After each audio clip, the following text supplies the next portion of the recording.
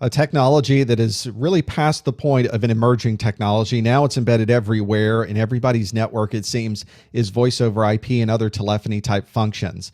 Now we have our phones using the network to communicate, sometimes communicating to phones that are on the plain old telephone system, the POTS system outside of our facility. Sometimes we are doing complete digital communication between sites, all being done over our network. We no longer have third-party phone lines in a traditional sense to communicate via voice and communicate in other ways through this technology.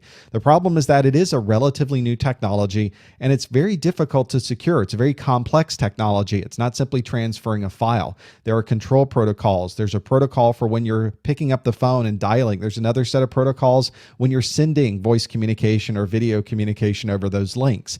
So of course you have to check every bit of this every step along the way, and you have security concerns of people being able to get into your voice systems. You have security concerns of people denying access to these voice systems, make it so you can't use your telephones. So you really want to have firewalls and other security technologies in place. But every voice over IP and telephony system is a little bit different. And because of the way that they embed the IP addresses inside of some of these voice over IP protocols, simple firewalling of port numbers isn't necessarily going to work well for you. You usually use something called an application gateway. In fact, it would be a real protocol specific or phone specific application gateway that understands that voice over IP technology that you're using and is able to communicate properly, that's able to do NATing properly, it's able to firewall it correctly and send it through encrypted tunnels the way that it should.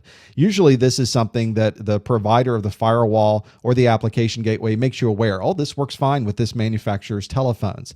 So if you're implementing voice over IP and you need to secure it, you need to make sure that your security technologies know about that technology, especially that's very specific manufacturer of that telephony technology, and it's able to handle it properly.